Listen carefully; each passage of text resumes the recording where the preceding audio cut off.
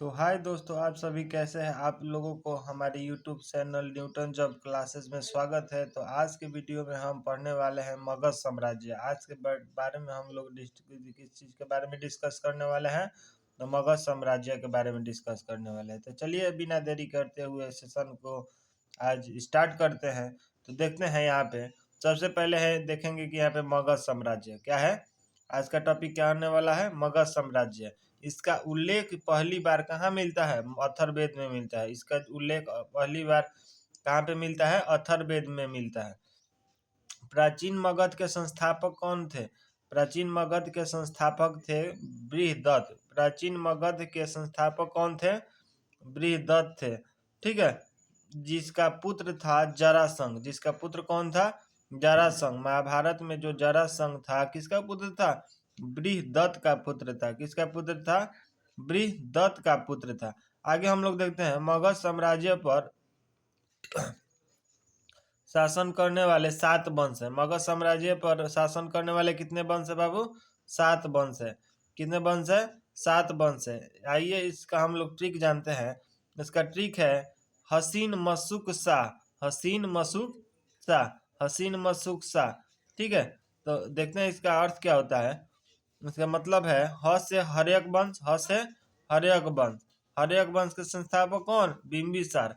अंतिम शासक कौन? नागदशक। अंतिम शासक कौन? नागदशक। अंतिम शासन कौन? नागदशक। सी से होता है शिशुनाग वंश। शिशुनाग वंश का संस्थापक कौन था? नंदीवर्धन। शिशुनाग वंश का संस्थापक कौन था? शिशुनाग। और इसका अंतिम संस्थापक कौन था? नंदीवर्धन। नौ से होता है नंद वंश। नौ से होता है नंद वंश। नंद वंश का संस्थापक महापद नंद। नंद वंश का संस्थापक महापद नंद। इसका अंतिम शासक कौन था? घनानंद था। इसका अंतिम शासक कौन था बाबू? घनानंद था। म से होता है मौर्य वंश। म से मौर्य वंश। मौर्य वंश का संस्थापक कौन था? चंद्रगुप्त मौर्य था। इसका अंतिम शासक कौन था? बृहदत्त था। इसका अंतिम शासक कौन था? बृहदत्त था। सु से होता है शुंग वंश। सु से होता है शुंग वंश। और इसका संस्थापक कौन था? पुष्यमित्र शुंग था। इसका संस्थापक कौन था? पुष्यमित्र शुंग था। और इसका जो है अंतिम शासक जो था देवभूति था। इसका अंतिम शासक कौन था? देवभूति था। क से होता है कर्णव वंश। क से होता है कर्णव वंश, जिसका संस्थापक कौन थे? वासुदेव थे। और इसका अंतिम शासक कौन थे? इसका अंतिम शासक थे सुशर्मा। इसका अंतिम शासक कौन थे? सुशर्मा थे। आगे हम लोग देते हैं शाह। शाह से होता है सतवाहन वंश। इसका संस्थापक सिमुक वंश। और इसका अंतिम शासक राजश्री सातकर्णी थी। राजश्री सातकर्णी थी। अंतिम महान शासक भी थी। आइए इसके आगे हम लोग देखते हैं ह से जो हम लोग हर्यक वंश पढ़े थे उसके बारे में हम लोग आगे जानते हैं।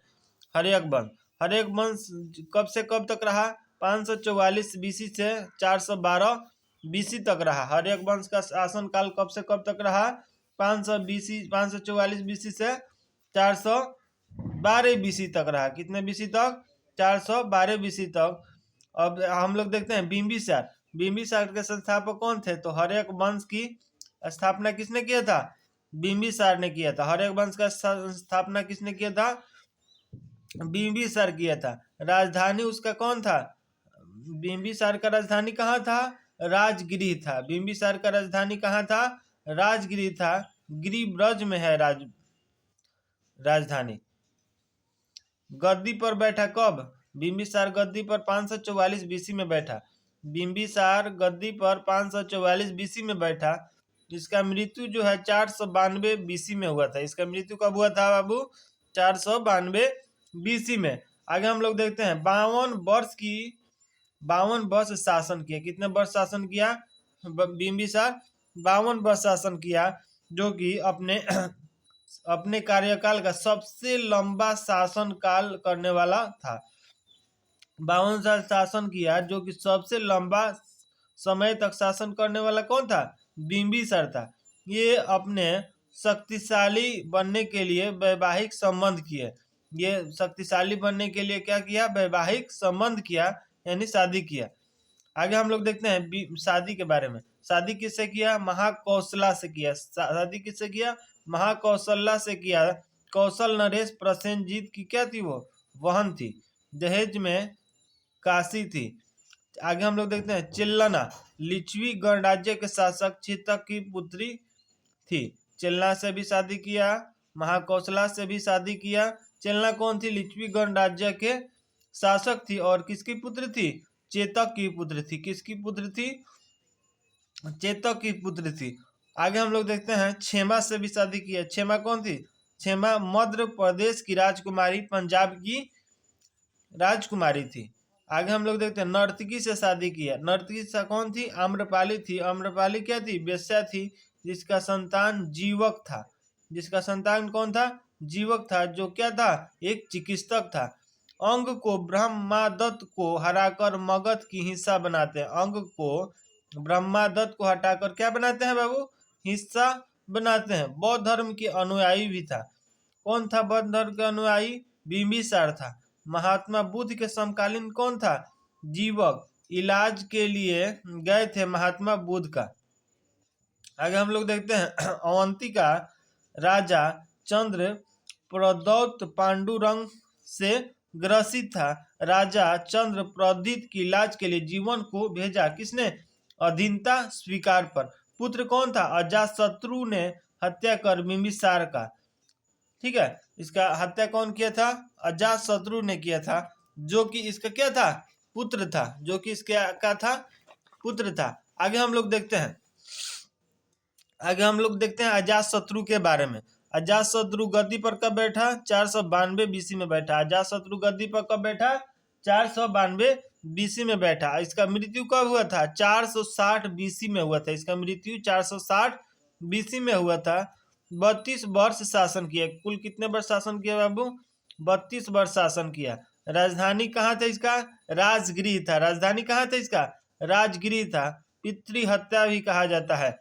अजातशत्रु को पितृहत्या भी कहा जाता है, क्योंकि उसने अपनी गद्दी पाने के लिए किसकी हत्या की थी, बिंबिसार जो इसके क्या थे, पिता थे, उनकी हत्या की थी। इसका उपनाम क्या है, कुणिक है। इसका उपनाम क्या है बाबू, कुणिक है। किसका उपनाम, अजातशत्रु का उपनाम क्या है, कुणिक है। प्रसेनजीत काशी को वापस ले लिया। प्रसेनजीत जो काशी था, उसको जो दान में दिया था बिंबिसार ने, उसको क्या किया, वो वापस ले लिया। आक्रमण कर दिए प्रसेनजीत पर। प्रसेनजीत पर उसने क्या कर दिया, आक्रमण कर दिया। कौन आक्रमण कर दिया, अजातशत्रु कर दिया। ठीक है, आगे हम लोग देखते हैं काशी को पुनः वापस प्रसेनजीत से ले लिया। ठीक है, शादी किससे की, वजीरा से की। शादी किससे की, उसने वजीरा से की थी।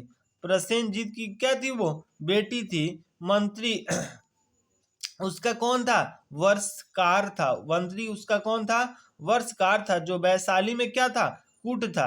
वैशाली पर आक्रमण उसने कब किया, हथियार से महालेखन रथ से रसूल से की थी। प्रारंभ में जैन का अनुयायी बाद में बौद्ध धर्म का समर्थन बन गया। महात्मा बुद्ध की मृत्यु इसी समय में 483 बीसी में हुई थी। 483 ईस्वी में हुई थी। महात्मा बुद्ध की मृत्यु जो है ना, इसी समय में, कब, 483 ईस्वी में हुई थी। चलिए आगे हम लोग देखते हैं प्रथम बौद्ध संगति भी किसने कराया था, अजातशत्रु ने ही कराया था। कब कराया था बाबू, 483 ईस्वी में की थी, कराया था। स्थान कौन सा स्थान पे कराया था, राजगिरी में कराया था, जिसका अध्यक्ष कौन था, महाकश्यप था। राजा कौन था, अजातशत्रु था। राजा कौन था बाबू, अजातशत्रु था। ठीक है, इसका जो पुत्र है कौन था, उदयन ने अपने पिता अजातशत्रु की हत्या कर दी। तो इस कहानी बहुत क्या है, मजा आने वाला है। सब बिंबिसार को किसने हत्या की थी, अजातशत्रु ने की थी। अजातशत्रु ने किस लिए हत्या की थी बिंबिसार को, गद्दी पाने के लिए। अजातशत्रु कौन थे, बिंबिसार के पुत्र थे। अजातशत्रु के पुत्र कौन थे, उदयन थे। उदयन ने भी अपने पिता की हत्या, अजातशत्रु की भी हत्या कर दी, क्योंकि उसको गद्दी पाना था। ठीक है, और अजातशत्रु ने क्या कराया, प्रथम बौद्ध संगति कराई। कहाँ कराई, राजगिरी में कराई, जिसका अध्यक्ष कौन थे, महाकश्यप थे। राजा कौन था, अजातशत्रु था। आगे हम लोग देखते हैं अजातशत्रु के पुत्र उदयन के बारे में। उदाइन, उदाइन को हम लोग देखते हैं। उदाइन क्या कौन था? जैन धर्म को मानने वाला था। उदाइन कौन था? जैन धर्म को मानने वाला था। पाटलिपुत्र की स्थापना किया किसने? उदाइन ने किया। पाटलिपुत्र की स्थापना किसने किया था? उदाइन ने किया था। इसका अन्य नाम क्या क्या था? उदाई था, उदय भद्र था। इसका अन्य नाम क्या था? उदाई भी था और क्या था? उदय भद्र भी था। इसके पुत्र कौन थे? नागदशक का एक अयोग्य शासक थे। इसके पुत्र कौन थे? नागदशक का एक क्या थे? अयोग्य शासक थे। आगे हम लोग देखते हैं नागदशक के बारे में। उदाइन के पुत्र कौन था? नागदशक था। ठीक है ना। आगे हम लोग इसके बारे में देखते हैं नागदशक के बारे में। नागदशक जो था ना, बिंबिसार का सबसे अंतिम शासक था। कौन था? नागदशक। बिंबिसार का सबसे अंतिम शासक कौन था? नागदशक था। इसकी हत्या कैसे हुई? इसकी हत्या इसी के सेनापति शिशुनाग ने कर दी थी। इस नागदशक का हत्या किसने किया था? नागदशक का हत्या उसी के जो सेनापति शिशुनाग था उसने ही कर दी थी। और एक नया वंश शिशुनाग वंश का क्या हुआ?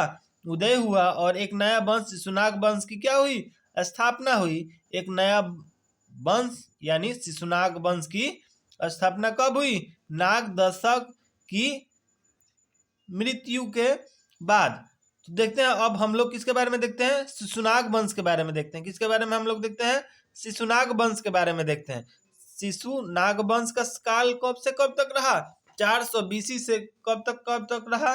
344 बीसी तक रहा। 412 बीसी से 344 बीसी तक रहा। शिशुनाग वंश कौन था? शिशुनाग वंश की स्थापना किसने की थी? शिशुनाग ने की थी। शिशुनाग वंश की स्थापना किसने की थी? शिशुनाग ने की थी। राजधानी उसकी कहाँ थी? वैशाली थी। शिशुनाग वंश की राजधानी कहाँ थी बाबू? वैशाली थी। अवंती को पूर्णतः जीतकर मगध का हिस्सा बना लिया। अवंती को भी जीतकर मगध का हिस्सा कौन बना लिया? शिशुनाग ने बना लिया। इसका उत्तराधिकारी यानी इसका पुत्र कौन था? काला अशोक था। इसका पुत्र कौन था? काला अशोक था। अब हम लोग जानते हैं काला अशोक के बारे में। काला अशोक की राजधानी पाटलिपुत्र को बनाया गया। काला अशोक के समय में राजधानी जो है किसको बनाया गया? पाटलिपुत्र को बनाया गया। किसको बनाया गया? पाटलिपुत्र को बनाया गया। द्वितीय संगति कब हुई थी? 383 बीसी में हुई थी। इसी के काल में हुई थी। इसका राजा कौन था? इसका शासक कौन था? काला अशोक था। किसकी अध्यक्षता में हुई थी? साबा कामी की अध्यक्षता में हुई थी। वैशाली में हुई थी। काला अशोक के समय में द्वितीय संगति हुई थी। कब हुई थी? 383 बीसी में। स्थान वैशाली। अध्यक्ष सामाकामी थे। शासक कौन था? कौन था? काला अशोक था। शासन कौन था? काला अशोक था। शासन कौन था बाबू? काला अशोक था। ठीक है। आगे हम लोग देखते हैं। आगे हम लोग देखते हैं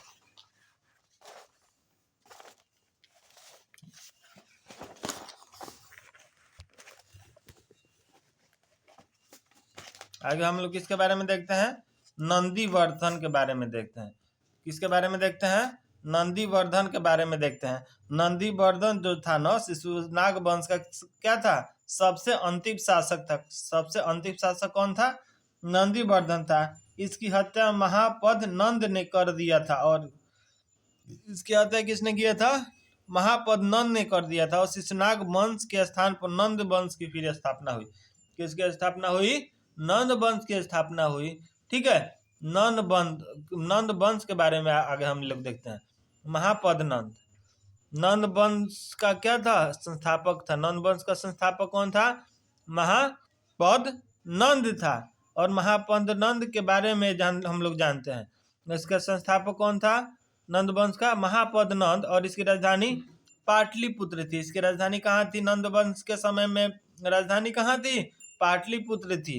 नंद वंश की राजधानी कहाँ थी? पाटलिपुत्र थी। जैन धर्म को मानने वाला था। किस धर्म को मानने वाला था? जैन धर्म को मानने वाला था। निम्न जाति के थे। जो महापद नंदन था वो किस जाति के था? निम्न जाति के था। क्षत्रियों को नाश करके सर्व क्षयांतक की उपाधि धारण की। क्षत्रियों का नाश करने वाला शासक कौन था? महापद नंद था। और उसने किसकी उपाधि धारण कर ली थी? सर्वक्षयांतक की उपाधि धारण कर ली थी। कलिंग पर आक्रमण करने वाला पहला शासक कौन था? महापद नंद था। कलिंग पर शासन करने वाला पहला शासक कौन था? महापद नंद था। कलिंग को जीतकर एक राट की उपाधि धारण कर लिया था। परशुराम का अवतार भी कहा जाता है। किसे? महापद नंद को क्या कहा जाता है? परशुराम का अवतार भी कहा जाता है। कलिंग की राजधानी तोसली से जैन संत जिनसेन की प्रतिभा को लाकर पाटलिपुत्र की क्या हुई? स्थापना हुई। कलिंग नरेश खारवेल पुनः आक्रमण करके, ठीक है, जिनसेन को मूर्ति वापस ले जाते हैं। जानकारी इनकी इसी से मिलता है। कलिंग नरेश की हाथी गुफा का अभिलेख मिलता है। कलिंग नरेश में किसकी अभिलेख की जानकारी मिलता है? हाथी गुफा अभिलेख की जानकारी मिलता है। कलिंग नरेश की हाथी इसकी जानकारी मिलता है। महापद नंद की उत्तराधिकारी कौन था? घनानंद था। इसका उत्तराधिकारी कौन बना? उसका आगे का जो शासन करने वाला जो उत्तराधिकारी कौन बना? घनानंद बना। अब हम लोग देखते हैं घनानंद के बारे में। घनानंद के बारे में हम लोग देखते हैं। घनानंद की राजधानी कहाँ थी? पाटलिपुत्र थी। घनानंद की राजधानी कहाँ थी? पाटलिपुत्र थी। घनानंद किस के समकालीन थे? सिकंदर के समकालीन थे। क्वेश्चन आता है घनानंद के समकालीन कौन थे? सिकंदर थे। कौन थे? सिकंदर थे। इसके समय में सिकंदर का आक्रमण कब हुआ? घनानंद के ही समय में हुआ। इसी के द्वारा चाणक्य का अपमान किया गया। किसके द्वारा चाणक्य का अपमान किया गया? घनानंद के द्वारा ही चाणक्य का क्या किया गया? अपमान किया गया। चाणक्य का अन्य नाम विष्णुगुप्त भी था, कौटिल्य भी था। चाणक्य का दो अन्य नाम क्या क्या था? विष्णुगुप्त भी था और क्या था? कौटिल्य भी था। ये जो है पुस्तक किस पुस्तक में है? अर्थशास्त्र की पुस्तक में है। और अर्थशास्त्र की पुस्तक जो है किससे संबंधित है? क्वेश्चन आता है अर्थशास्त्र जो पुस्तक है वो किससे संबंधित है? तो राजनीतिक से संबंधित है। किससे संबंधित है बाबू? राजनीतिक से संबंधित है। चाणक्य अपने शिष्य चंद्रगुप्त मौर्य के सहयोग से घनानंद की हत्या तथा मौर्य वंश की क्या कर दी? स्थापना कर दी। चंद्रगुप्त मौर्य के साथ दिया हिमालय कश्मीर का क्या था? राजा प्रवर्तक था। ठीक है, ओके। आगे हम लोग देखते हैं किसके बारे में? मौर्य वंश की स्थापना से पूर्व भारत पर विदेशी आक्रमण जो हुआ था उसके बारे में हम लोग देखते हैं। तो देखते हैं भारत पर सबसे प्रथम विदेशी आक्रमण कब हुआ था? भारत पर प्रथम विदेशी आक्रमण ईरान फारस के हकमनी वंश के राजा ने किया था। हकमनी वंश के संस्थापक कौन थे? साइरस द्वितीय थे। हकमनी वंश के संस्थापक कौन थे? साइरस द्वितीय थे।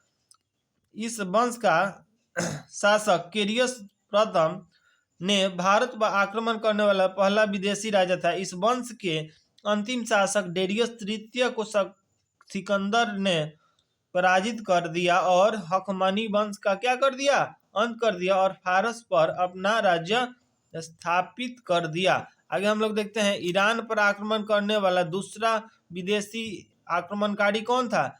यूनानी था। ईरान आक्रमण करने के बाद सबसे पहला आक्रमण कौन हुआ? कब? कौन सा विदेशी किया था? ईरान किया था। सब क्वेश्चन आता है भारत पर सबसे प्रथम विदेशी आक्रमण किसने किया था? ईरानियों ने किया था। किसने किया था? ईरानियों ने किया था। ईरानियों के बाद भारत में आक्रमण कौन किया था? कौन सा विदेशी आक्रमणकारी था जो आक्रमण किया था? यूनानी किया था। कौन था? कौन था? यूनानी था। आगे हम लोग यूनानी जो था सिकंदर के समय में किया था। किसके समय में किया था बाबू?